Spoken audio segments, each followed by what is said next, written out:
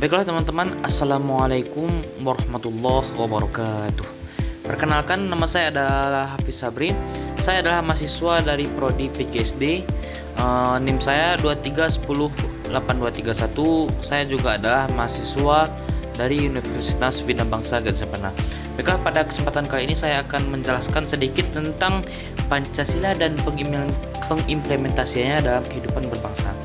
Baiklah teman-teman, sebagaimana yang kita ketahui bahwasanya Pancasila adalah dasar negara kita, di mana Pancasila ini bukan hanya sekedar kata, tetapi juga Pancasila merupakan filosofi hidup yang mengakar kuat dalam bangsa kita.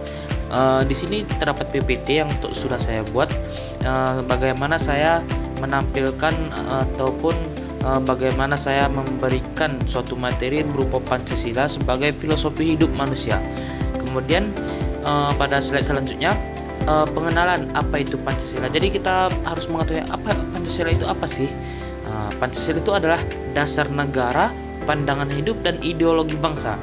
Bagaimana maksud dengan dasar negara? Ia merupakan fondasi kokoh bagi bangsa Indonesia, bagi Republik Indonesia. Kemudian bagaimana sih Pancasila sebagai pandangan hidup?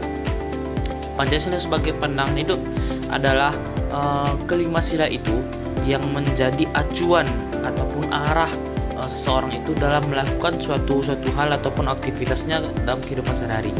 Kemudian ideologi bangsa yang merupakan sistem gagasan. Ketika negara ingin memutuskan sesuatu, ingin membuat peraturan sesuatu, ia harus berdasarkan ataupun ideologinya harus sesuai dengan yang namanya Pancasila. Kemudian pada sila selanjutnya, pada sila pertama yaitu ketuhanan yang Maha Esa.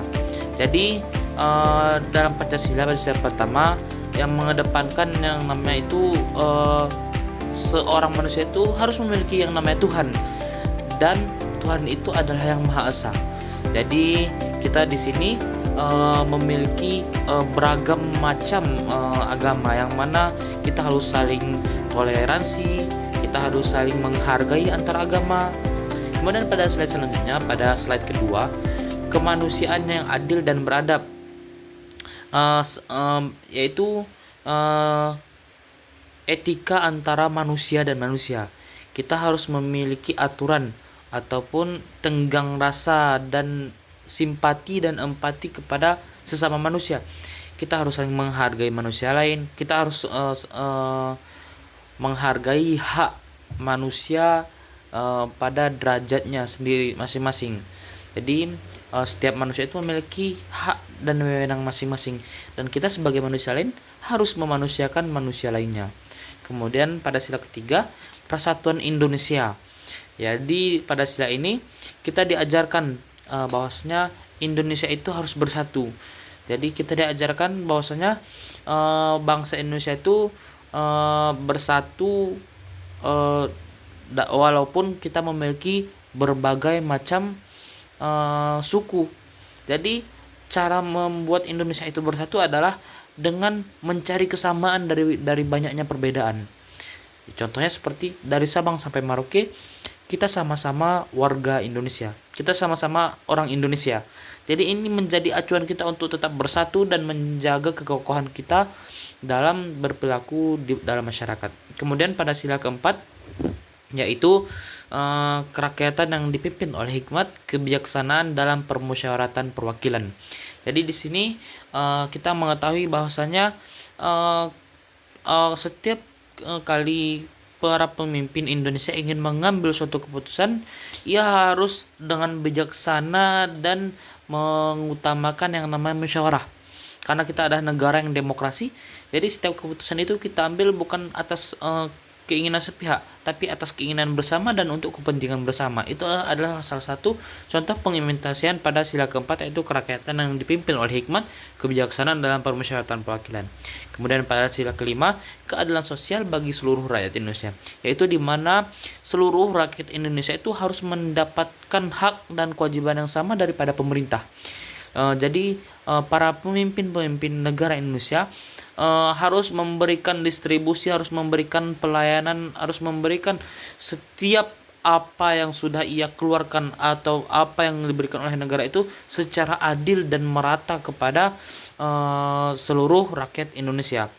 Jadi ada juga beberapa tantangan Pancasila di era modern. Salah satunya adalah masuknya ideologi asing yang tidak sesuai dengan nilai-nilai Pancasila. Jadi kita harus pandai dalam menyaring informasi-informasi yang penting, menyaring informasi-informasi yang sesuai dengan ideologi Pancasila. Itu adalah salah satu upaya kita untuk dapat mempertahankan Pancasila pada era modern. Kemudian upaya memperkuat pengamalan Pancasila adalah dengan cara mengimplementasikan setiap